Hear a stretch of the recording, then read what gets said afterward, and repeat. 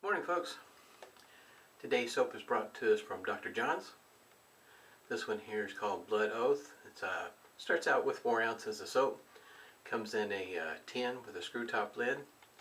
And this is what the back of the container looks like.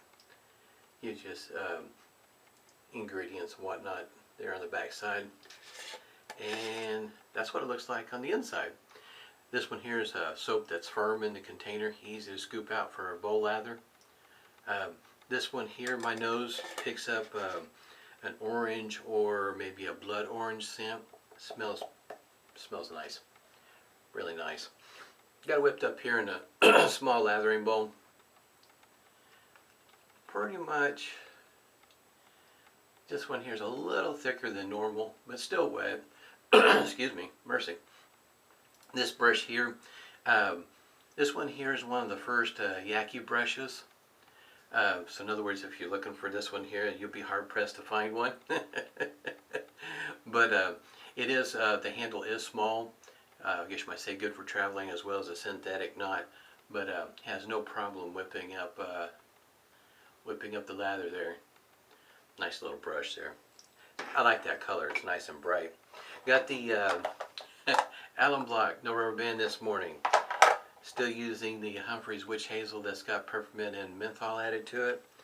And I'm going to be following the shave up with, I thought this would be appropriate, Pharaoh's Dreamsicle from Stirling.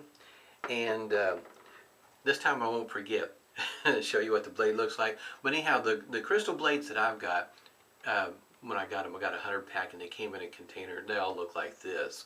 I've seen some advertised like red and black containers that actually say crystal on there, but the ones that I got, the 100 pack, they look like this, and maybe kind of hard to tell, but it says made in Israel right there. And of course, here's the shaver of the day, the R41. I should mention, I don't think I've mentioned before, especially for those that shave under nose, there's just a teeny tiny bit that extends from here, but for the most part, the tabs of the blade is covered up there. This will be the 3rd use on this blade. It'll be interesting to see how this shave goes. I don't think I've ever used this blade more than twice, so this will be interesting. I want to point this out also. I was giving it some thought today, and I thought maybe I would. I think I'm going to go with this direction. The Preshave oil I've been using is from Yulay. And you can kind of tell there that there's not much left. And this is what the front looks like, and it's got a little squirter on the top. Help dispense the oil, Preshave oil from the container. This one here, this is my beard oil that I've been using, and it's more than halfway gone. I like this container.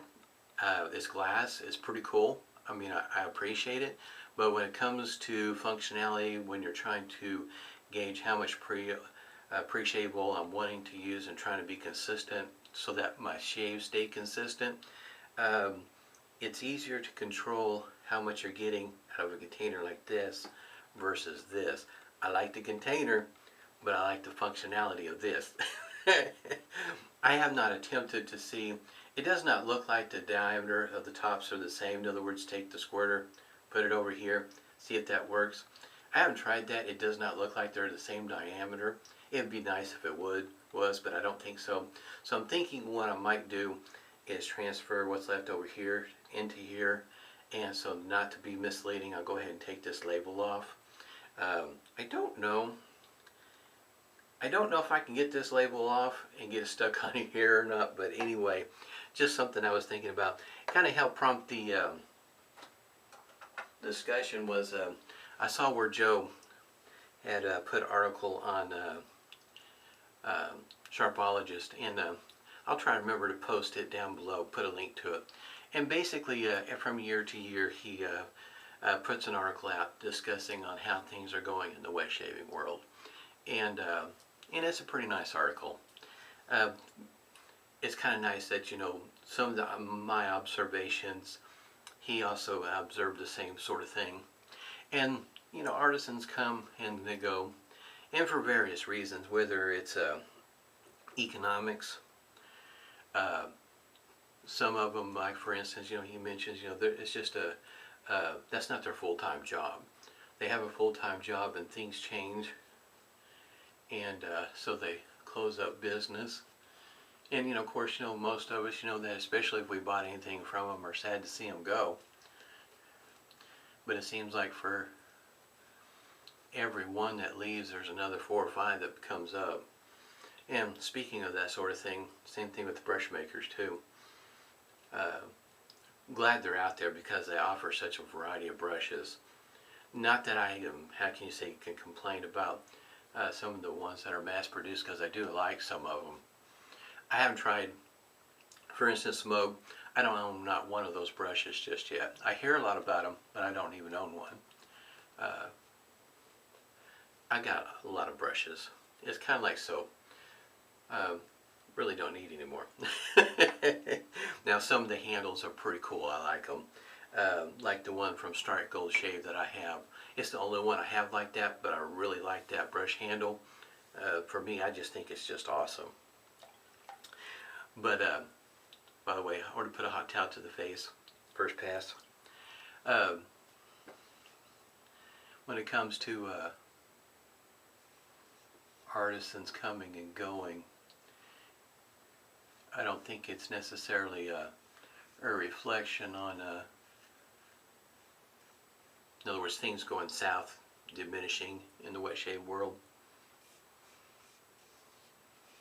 In some aspects, I think the situation has definitely improved. I started wet shaving, ordered my first razor March of 2015, started in April, and been wet shaving ever since then. Started out with a couple of DE shavers, one Parker, and one of my other shavers from Classic Shaving. And one of the things I've noticed that since I've started is that at that particular price point, that the shavers have seemed to improve over that length of time. In other words, in the beginning, I've noticed that a lot of the shavers, the tolerances weren't quite there. You always had to fiddle with the blade alignment and whatnot. Not so much anymore. I mean, even at a lower price point of, like for instance, $30, Italian Barber puts out some pretty nice shavers at that price point, where there's little to no fiddling with the blade to make sure you got it aligned correctly. And for some people, that's a huge improvement.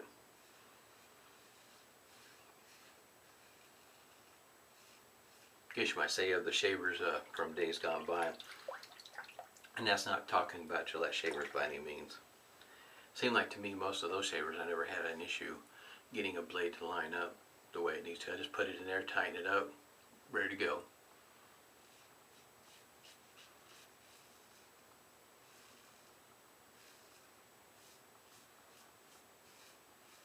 So far the blade's doing pretty good.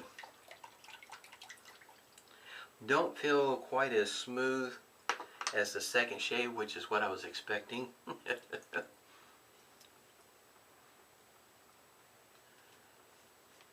If you haven't had a chance to try any Dr. John's soaps, from what I can gather, what I've seen over here recently, I still have some version 1 soap, and he's on 3 now. And I think this soap is the second version, I think. Always trying to improve, change it up, see how things work out. Sometimes for me, I'm like, I'm happy with whatever one I happen to be using, version 1 or whatever it happens to be. Happy with that, quite pleased with them. And an artisan will change it up. Not saying that the next version is bad by any means, but I was perfectly happy with the one I got. Nothing wrong with trying to improve the product, or put a little bit of a twist to it that maybe somebody might appreciate a bit more. Yes, this whipped up a lot like a cream. Goes on like a cream in my opinion. And the scent, it's not overpowering by any means, but it's definitely present. I can still smell it even when I'm putting it on my face. Now those that shave underneath your nose will probably be a whole lot different story as it goes for scent strength. Since I don't put it underneath my nose, it's just not right there. So your experience may be somewhat different than mine.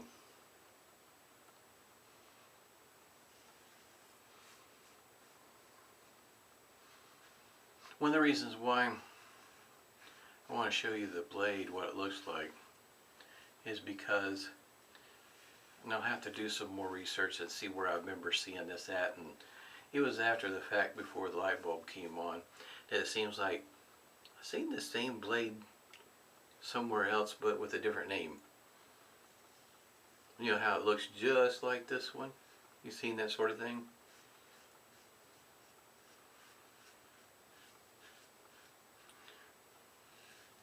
We have to do some research, see if I can refresh my memory where I remember seeing that at.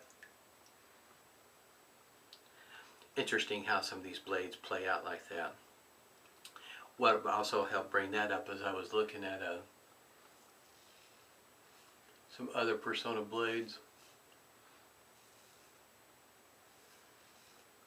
and looking at a 100-pack, and notice, you know, one advertisement, well, that's the box I remember starting out with, and then the next box I remember seeing is different than what the first one was, and now there's what I would refer to as a third box that I have seen here recently,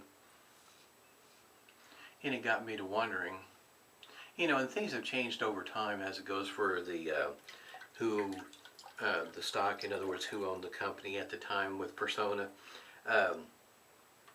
Back when I first started, for instance, Energizer would be the box that might be on the, you know, on there as a company, and then I think Edgewell was another one, and this last one I saw, even though the other two boxes indicated that the blades were made in the USA, the third one I remember seeing, the box says that they're made in Israel.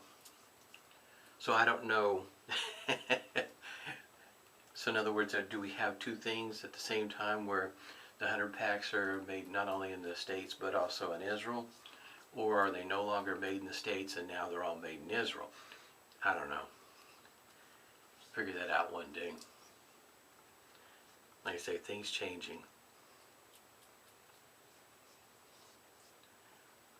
For me, to be able to get a shaver right around the $30 mark, and little to no fiddling with the blade, definitely a plus for somebody that's starting out. Because that's probably about the last thing a new user needs to be trying to worry about, is whether or not the blade alignment is correct or not.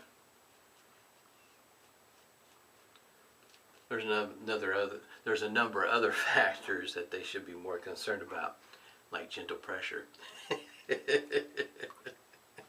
Yeah, pressure with this shaver is not a good thing.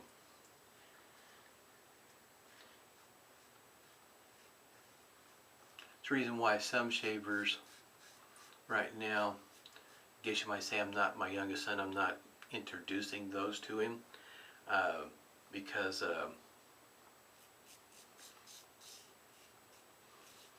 I want him to get more of his technique down first, because some of these shavers, and he's even mentioned it before I even had to, I guess you might say, felt like the opportunity to go ahead and mention anything to him about it, that some shavers that are mild, he feels the need to put pressure on there because he doesn't feel like he's cutting any whiskers, as opposed to another shaver where he feels the cutting of the whiskers, and so he doesn't adjust his pressure.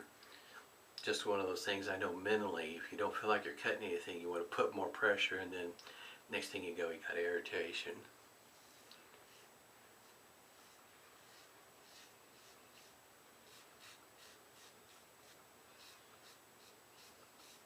So I guess you might say, through this journey, wet shaving, I was planning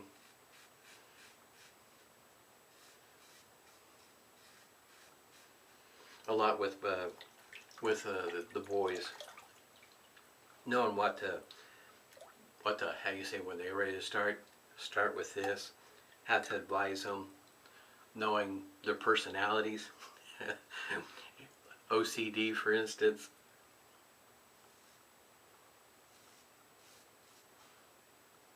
One point in time, I remember, I just thought it was funny. My son was, the youngest one, was asking, "Why can't I shave with a cartridge?" "No."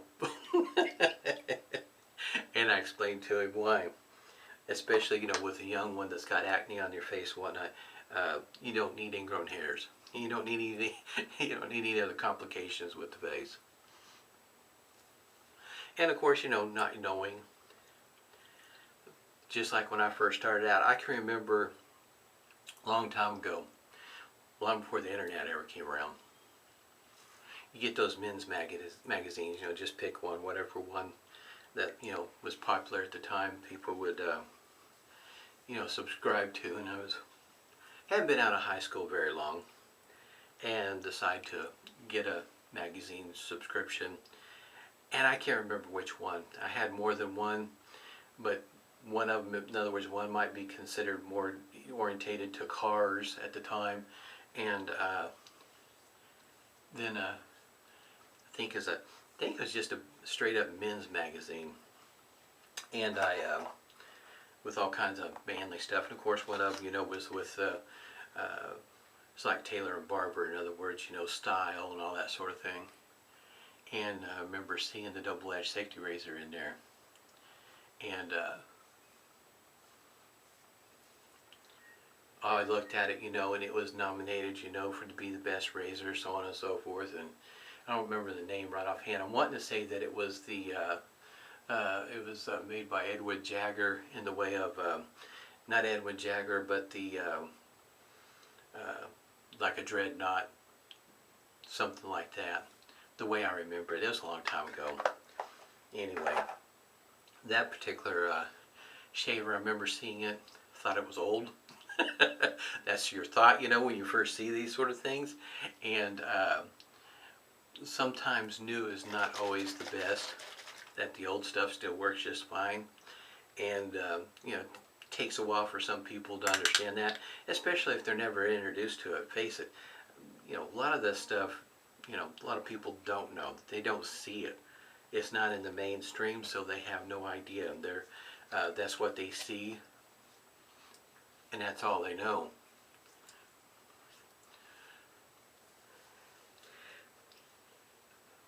So sharing my experience with these razors and whatnot, maybe it might hit on the right ear for somebody that's looking for a different way to shave. Startup cost, yeah, it's more expensive. But long term, especially if you're focused and you stay focused on trying to save money, DE blades are hard to beat. They really are.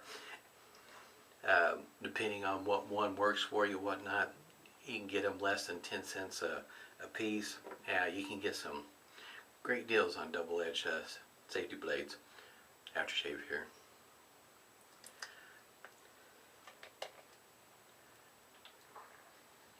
Really nice scent.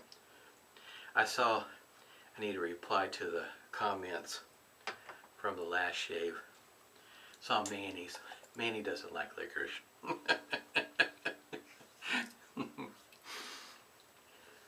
It's pretty funny. And I understand, because there's some scents that I just don't appreciate, don't like. Anything that smells like dirt, is like, no, I can't do that one. So if it's say, like, for instance, if it has like mud in the description, nah, can't do those. Guess you might say I've had my share of dealing with dirt and dust and stuff like that, and yeah, no, that doesn't work for me. But at any rate, really nice shave today. This shave here wasn't quite as smooth, but definitely it's usable. This would be about as far as I would want to push it. In other words, I would expect the fourth shave on this blade for me with this shaver might end up with some weepers, in other words. Now, I'm going to wipe a little bit of this off so you can kind of see. I'll just go ahead and take it out of there. This, and I have to look, and maybe some of you already know, this is a crystal blade, but I could almost swear that I've seen the exact same print on a blade, but with another name. And of course this one here has a patent number, so that would be interesting to try to match them up. But anyway, just something I remember seeing a while back, and like I was thinking, I remember seeing that on a different one, you know. But anyway, just one of those things for me. Hey, this video went a little bit longer. Hope everybody's doing well. Stay safe and smooth shakes to you.